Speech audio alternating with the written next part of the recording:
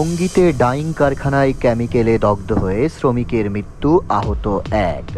গাজীপুরের টঙ্গীর ভাদাম এলাকায় তামিশনা গ্রুপের ইটাফিল ডাইং অ্যান্ড এক্সেসরিজ লিমিটেড কারখানায় ডাইং মেশিনের ফুটন্ত কেমিক্যালযুক্ত পানিতে দগ্ধ হয়ে ১৯ বছর বয়সী আব্দুল কুদ্দুস নামের এক শ্রমিকের মৃত্যু হয়েছে।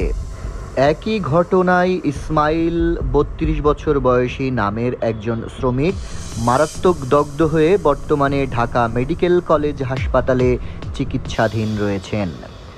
২৯ জুলাই মঙ্গলবার সকাল ৯টা ৩০ মিনিটে কারখানার নিচতলায় এ দুর্ঘটনা ঘটে। নিহত কুদ্দুস কুড়িগ্রামের চিলমারি থানার রমনা মিস্ত্রিপাড়ার বাসিন্দা। তিনি কারখানায় সহকারী অপারেটর হিসাবে কর্মরত ছিলেন এবং স্থানীয় আলী আকবরের বাসায় ভাড়া থাকতেন।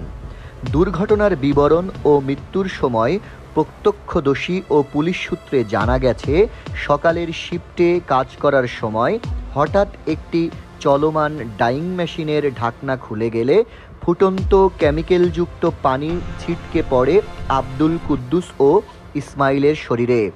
পরে গুরুতর দগ্ধ কুদ্দুসকে জাতীয় বার্ন ও প্লাস্টিক সার্জারি ইনস্টিটিউটে ভর্তি করা হলে বিকেল ৩টা ৫০ মিনিটে চিকিৎসাধীন অবস্থায় তিনি মারা যান।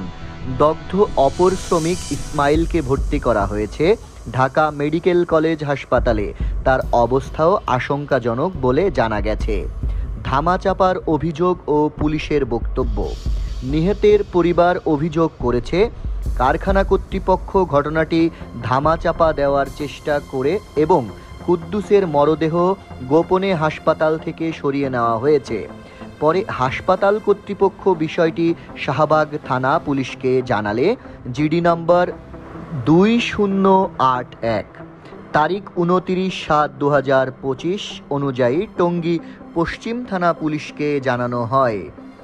নিহতের বোন মোসাম্মদ আলো আক্তার থানায় লিখিতভাবে বিষয়টি জানান।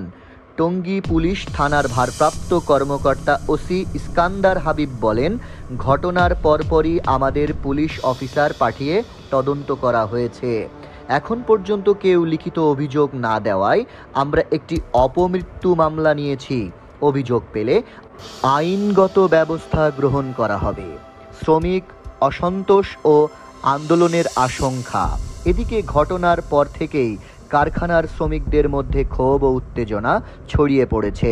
গোয়েন্দা সংস্থার একাধিক সূত্র জানিয়েছে, ঘটনা ধামাচাপা দেওয়ার চেষ্টাকে কেন্দ্র করে আগামীকাল ৩০ জুলাই সকালে শ্রমিক আন্দোলনের আশঙ্কা রয়েছে। স্থানীয়ভাবে জানা যায়, এর আগেও এই কারখানার বয়লার বিস্ফোরণ ও গরম পানিতে দগ্ধ হয়ে একাধিক শ্রমিক হতাহত হয়েছেন। তবে নিরাপত্তা ব্যবস্থার ঘাটতির বিষয়ে কার্যকর পদক্ষেপ না নেওয়ায় ক্ষোভ ঝাড়ছে শ্রমিকদের মধ্যে। রোমেল ইশতিয়াক, আজকের